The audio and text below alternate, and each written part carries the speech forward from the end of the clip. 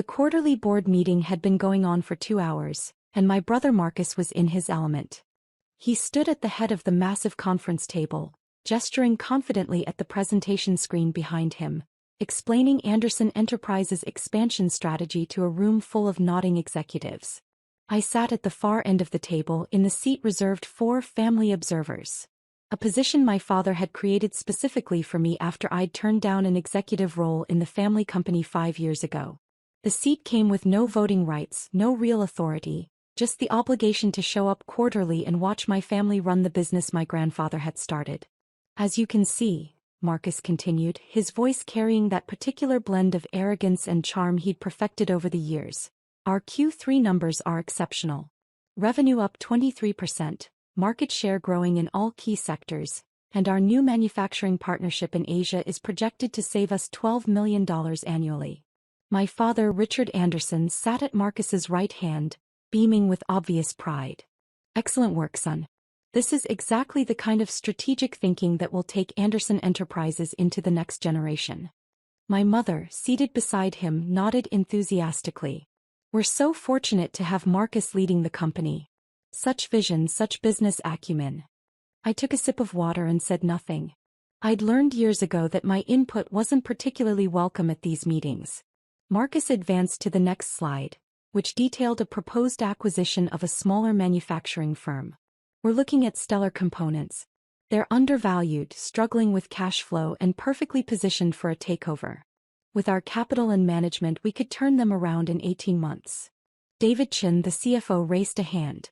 What's the capital requirement for this acquisition? $47 million initial investment, with another $15 million reserved for restructuring. Marcus smiled confidently. Well within our capabilities, especially with our silent investors' continued support. I felt several sets of eyes flicker briefly in my direction, then quickly away. The silent investor.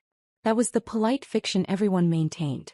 Nobody at this table was supposed to know that I was the one who'd been quietly funding Anderson Enterprises' expansion for the past 5 years, pouring money from my little online shop into the family business through a complex network of investment vehicles.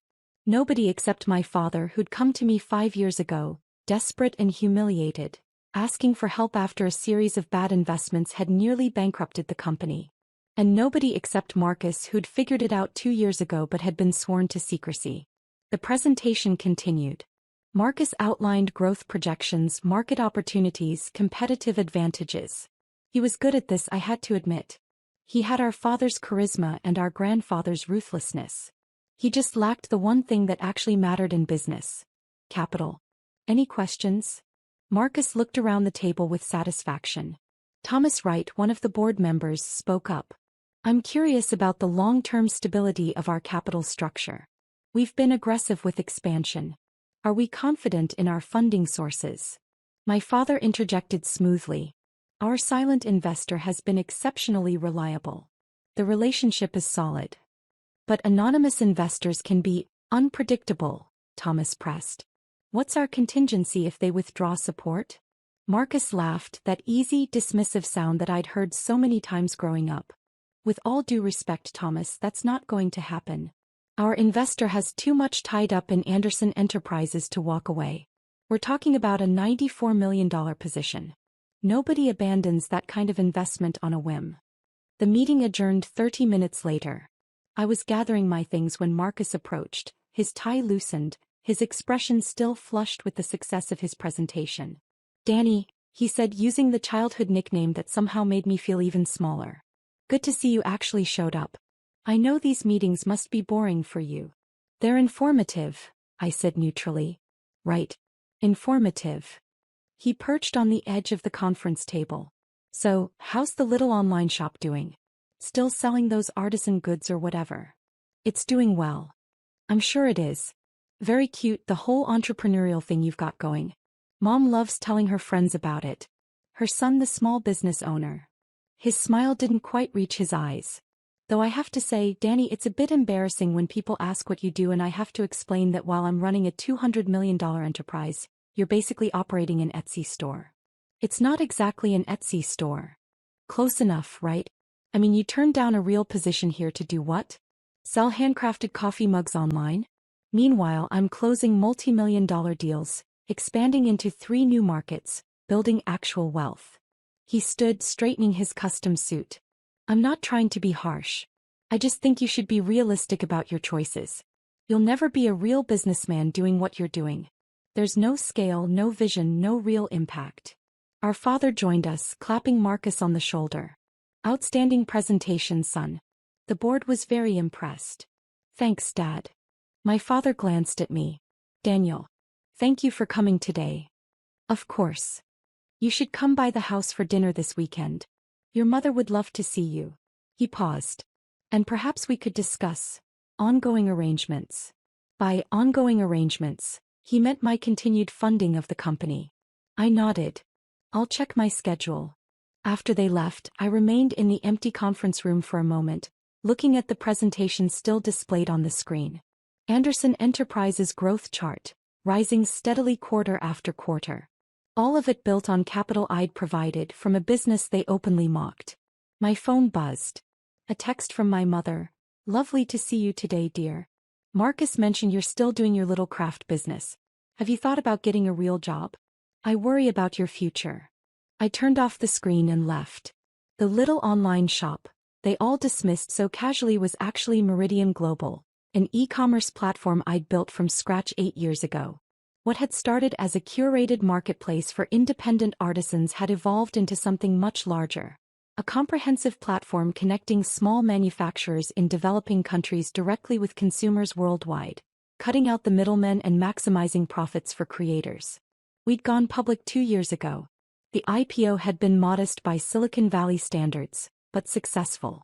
My 60% stake in the company was now worth approximately $340 million. The quarterly dividends alone exceeded what Marcus made in salary and bonuses.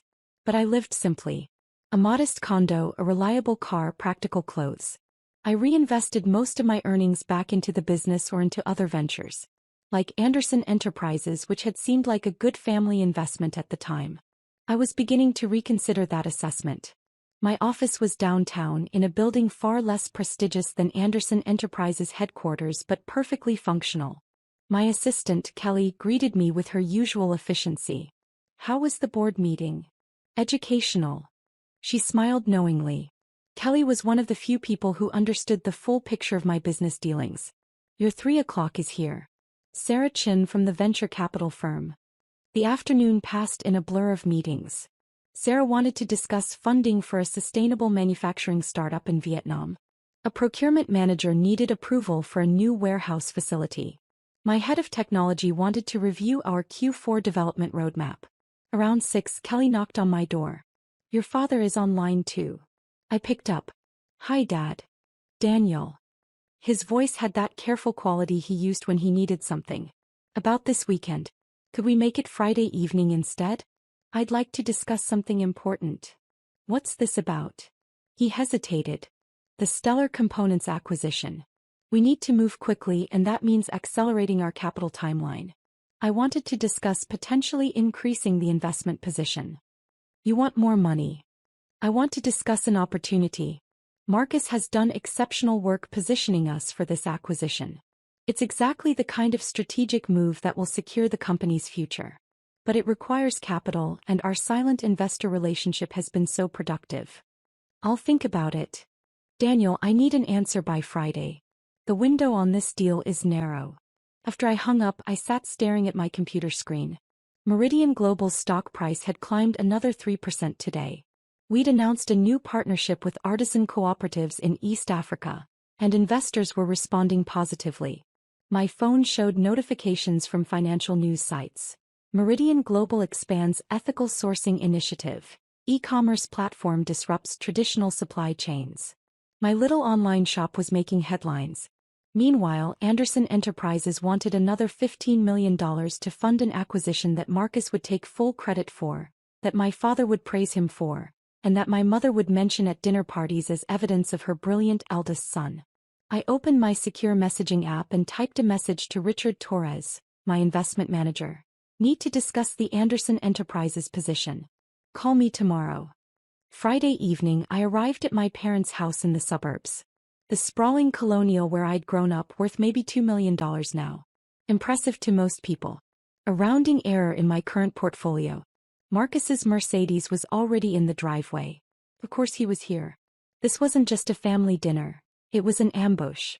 My mother answered the door, embracing me with the particular enthusiasm she reserved for the son who worried her. Daniel, you look thin. Are you eating properly? I'm fine, Mom. Come in, come in. Marcus and your father are in the study. I'll get dinner ready. She lowered her voice. Your father mentioned you might be helping with a new business opportunity. That's wonderful, dear. I'm so glad you're finding ways to contribute to the family business, even if you couldn't work there directly. In the study, Marcus and my father were reviewing documents spread across the desk. They looked up when I entered, and I saw the subtle exchange of glances between them. Daniel, my father said warmly. Scotch. No thanks. Marcus held up a folder. We've prepared a comprehensive proposal for the Stellar Components acquisition.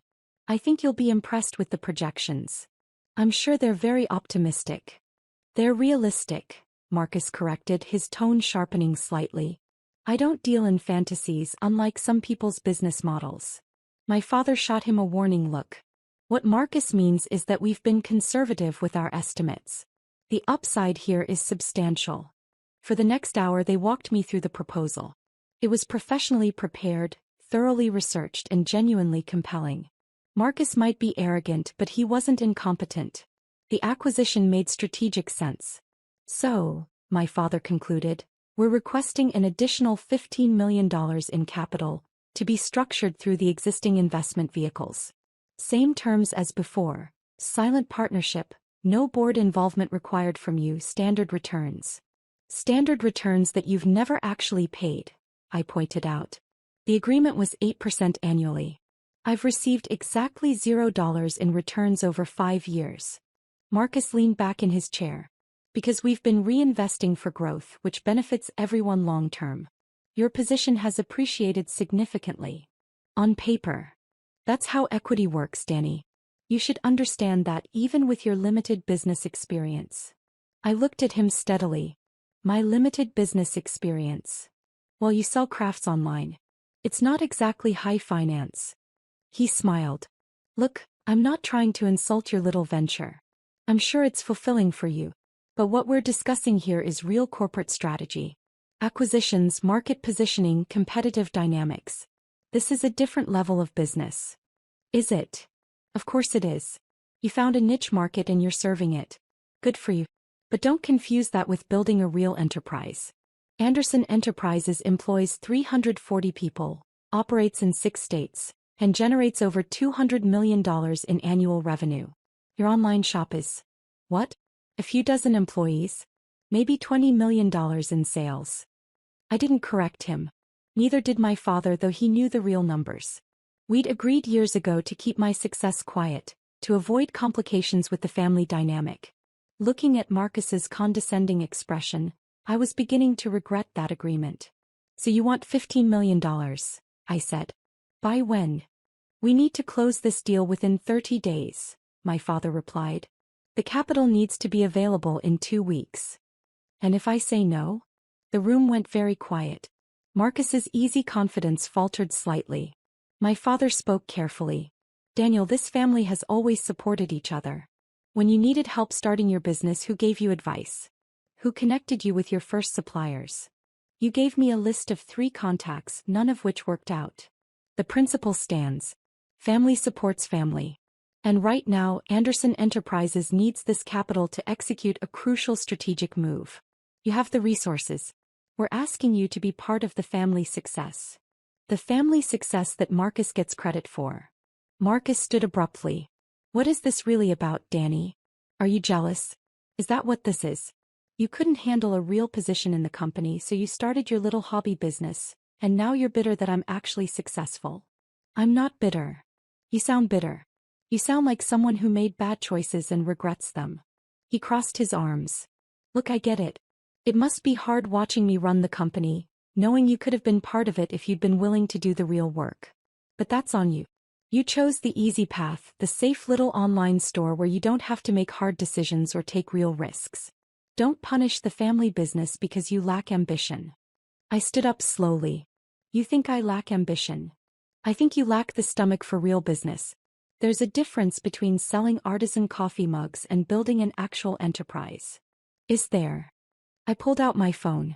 Dad, Marcus, I want to show you something. I opened my banking app and turned the screen toward them. My father's eyes widened. Marcus went very still. That's my personal account balance, I said quietly. One of several. Would you like to see the others? Marcus found his voice. That's not possible. It's very possible when your little online shop went public 2 years ago at a $480 million valuation and has since grown to $890 million. I swiped to another screen.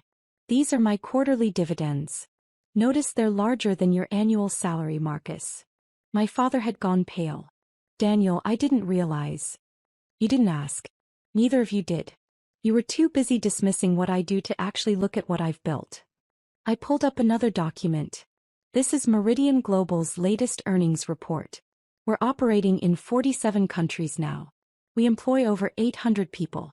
Last quarter, our revenue was $340 million. Marcus was staring at the phone like it might bite him. You own Meridian Global? I founded it. I built it from nothing. Without family connections, without an inherited company, without any of the advantages you started with. I put the phone away. So when you talk about real business, Marcus, understand that I've built something bigger than Anderson Enterprises. I did it while you were learning on the family dime. And I did it without once calling it a real company or dismissing other people's work. Why didn't you tell us? My father asked hoarsely. Because you never asked. Because every time I saw you, the conversation was about Anderson Enterprises and how I'd failed by not joining. Because it was easier to let you think I was running a craft store than to deal with this. Deal with what? With Marcus's ego. With your expectations. With Mom telling everyone her son runs a little online shop while secretly being grateful that at least Marcus turned out successful. I headed toward the door.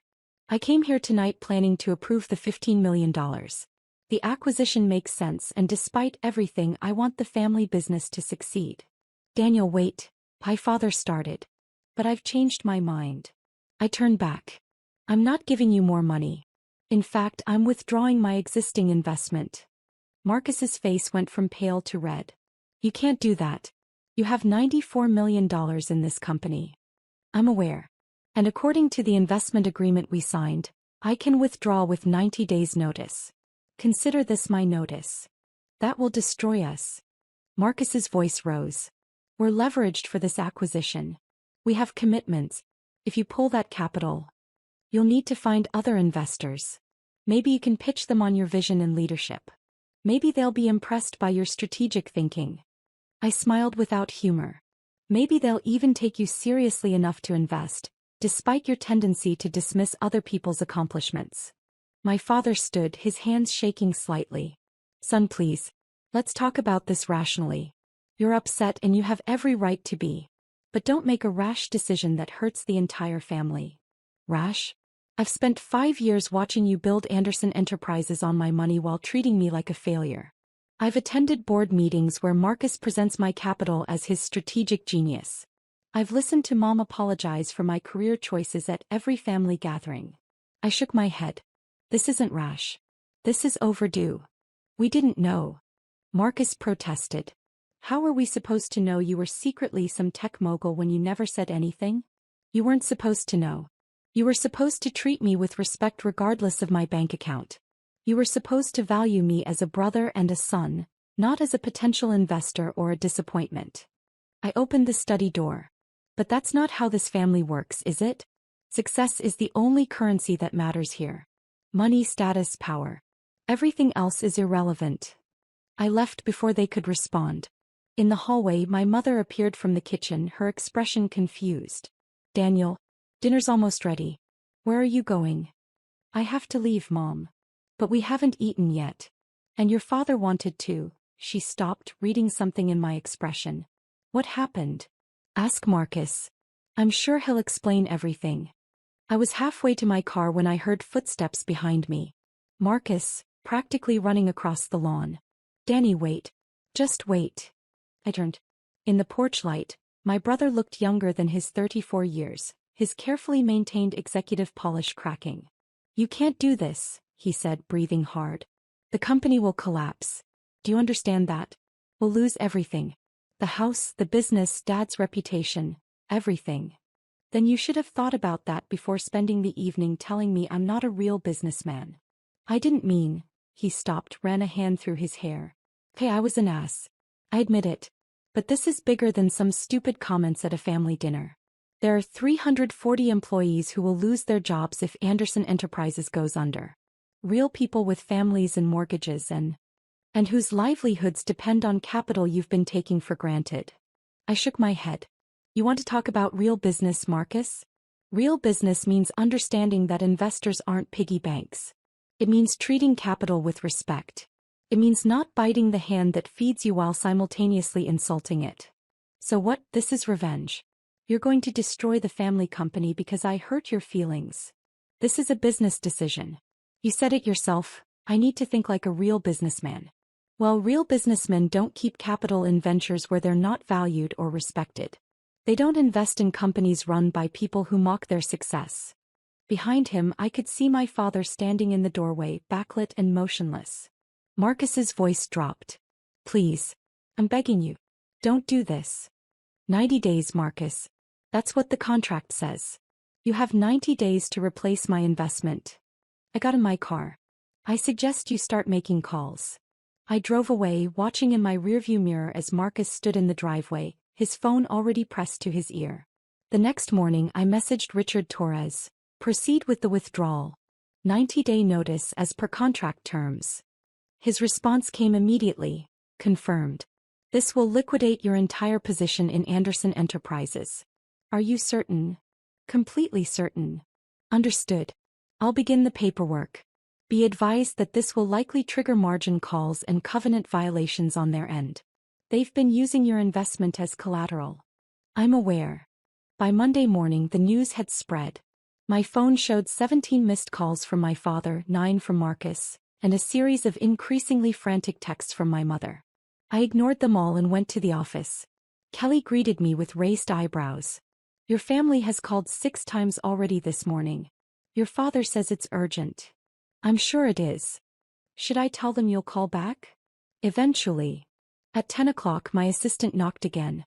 "Daniel, there's a Richard Anderson here to see you. He doesn't have an appointment, but he says he's your father and it's an emergency."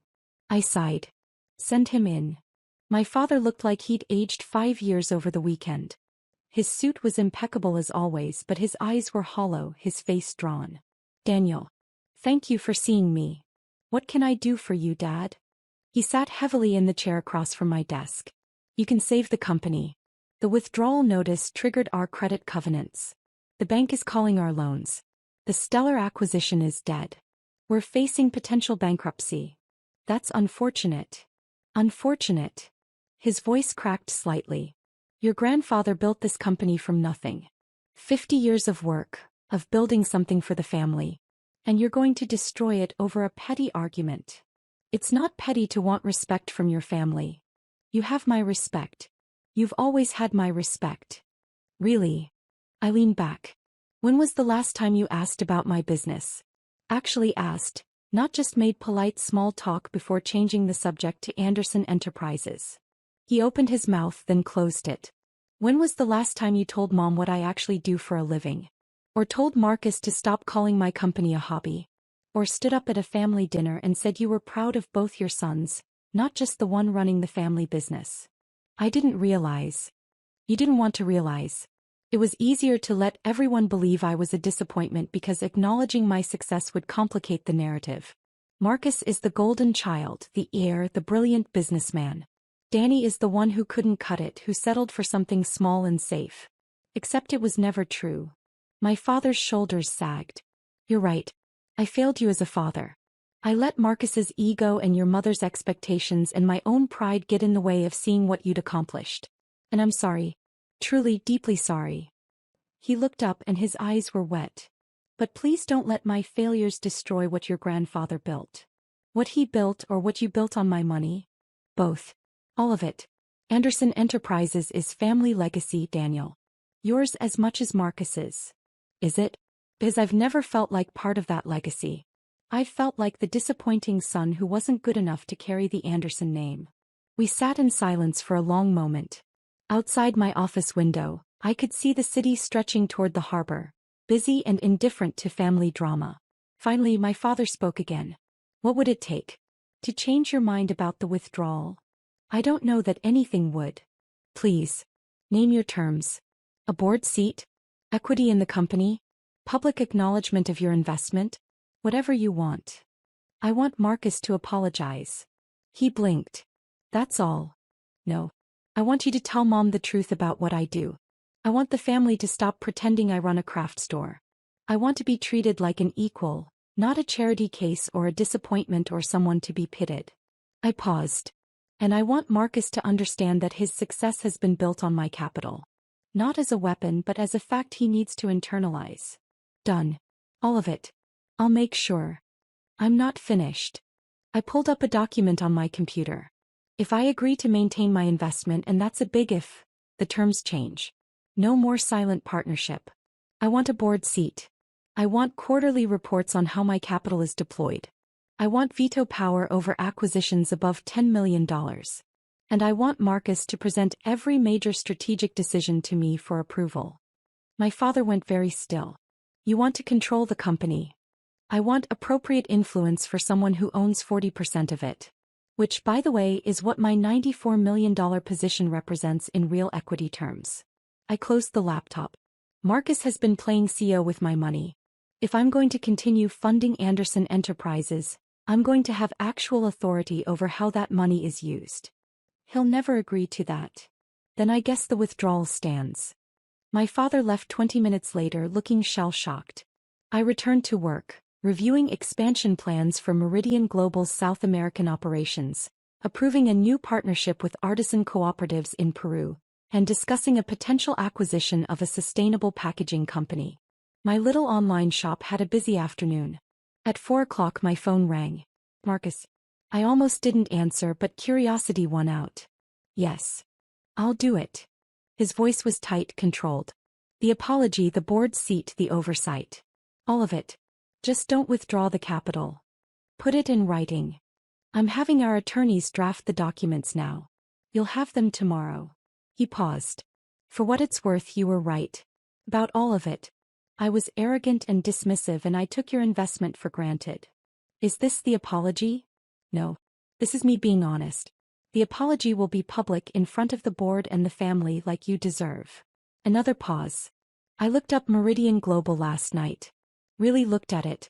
What you've built it's remarkable, Danny. I mean that. Thank you.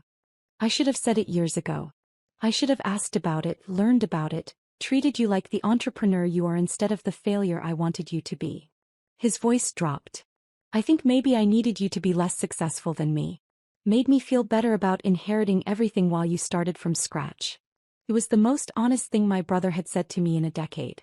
The board meets next Wednesday, I said. I want the new terms ratified then. And Marcus? The stellar acquisition. It's actually a good move. If you want to proceed, I'll approve the additional capital. But we're doing proper due diligence first, and I want full transparency on the integration plan. You'll really still fund it? I'm a businessman, Marcus. I don't make investment decisions based on emotion. The deal makes strategic sense. I allowed myself a small smile. Besides, someone needs to make sure you don't screw it up. He laughed, a genuine sound. Yeah, I guess they do. The following Wednesday, I walked into the Anderson Enterprises boardroom not as a silent observer but as a voting member. My nameplate had been placed next to Marcus's at the head of the table. The other board members watched with obvious curiosity as I took my seat. My father called the meeting to order. Before we begin with regular business, I have an announcement. Some of you have been aware that Anderson Enterprises has benefited from a silent investor for the past 5 years. Today that arrangement is changing.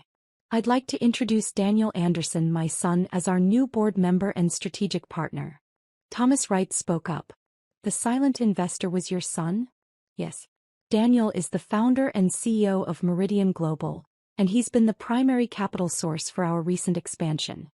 My father's voice was steady, but I could see the effort it took. It's time his role in this company was properly recognized. Marcus stood and the room went quiet. Before we continue, I want to say something. Daniel, I owe you an apology. A public one. I spent years dismissing your success, mocking your business, and treating you like you were less than me. I did this while building Anderson Enterprises on your capital. That was wrong. It was arrogant, disrespectful, and honestly, it was stupid. He looked directly at me. You're one of the most successful entrepreneurs I know. What you built with Meridian Global is extraordinary. I should have recognized that years ago. I'm sorry. The other board members exchanged glances. My mother, sitting in the observer section, dabbed at her eyes with a tissue. Thank you, I said simply. The meeting proceeded. We reviewed the Stellar Components acquisition. I'd spent the past week doing deep due diligence and had several suggestions for improving the deal structure. Marcus listened, took notes, and implemented most of my recommendations without argument. When we broke for lunch, my mother approached me in the hallway. Daniel, your father told me everything. About Meridian Global, about what you've accomplished, about how we've treated you. He took my hands. I'm so ashamed. I've been telling everyone you run a little craft business when you've built something remarkable. Can you forgive me? I don't know yet, Mom. But this is a start. Over the next 3 months, the dynamic shifted. I attended weekly strategy sessions at Anderson Enterprises, providing input on major decisions. Marcus and I developed something resembling a working relationship. Not quite friendship yet, but mutual professional respect. The Stellar acquisition closed successfully, and I approved the additional capital with proper oversight structures in place. At a family dinner 6 months after the confrontation, my father raised his glass. I want to make a toast. To both my sons. Marcus, whose leadership has positioned Anderson Enterprises for tremendous growth. And Daniel, whose vision and capital have made that growth possible. I'm proud of you both. It was the first time he'd said those words about me in front of the family. Marcus added, and I want to say for anyone who hasn't heard yet, that my little brother runs a company worth almost $1 billion. So maybe we should all stop asking him when he's going to get a real job. Everyone laughed. My mother beamed. My aunt, who'd once pitted my career choice, looked suitably embarrassed. Later, as the evening wound down, Marcus pulled me aside. The board wants to discuss something at the next meeting. We've been approached about a potential sale of Anderson Enterprises. A private equity firm is interested. We're talking $280 million. That's a strong offer. It is. But here's the thing. If we sell, your $94 million investment becomes worth about $112 million based on your equity percentage. Nice return. He paused. But I wanted to check with you first. Before we take it to a vote. Because it's not just my company anymore. It's ours. I looked at my brother. Still arrogant, still competitive, but learning slowly what partnership actually meant. Let's see the full proposal, I said. Then we'll decide together. He nodded. Together. I like the sound of that. As I drove home that night, I thought about the journey from that humiliating board meeting to this moment. My little online shop had forced my family to see me clearly. My quiet success had rewritten the family narrative. And my willingness to walk away had taught everyone involved that respect isn't negotiable. The Anderson Enterprises sale went through 4 months later. My return on the investment was $118 million. Not bad for 5 years of silent partnership. But the real return was watching Marcus learn to value people for who they were, not what they appeared to be. It was seeing my father recognize both his sons as equals. It was hearing my mother tell her friends with genuine pride that her younger son had built $1 billion company from nothing. Real business, it turned out, wasn't just about the money. It was about knowing your worth and refusing to accept anything less than the respect you deserved. Even from family. Especially from family. And my little online shop? It crossed the $1 billion valuation the following quarter, making it officially more valuable than Anderson Enterprises had ever been. Marcus sent me a text when the news broke. Congratulations, little brother. Guess you were a real businessman after all. I replied, guess I was.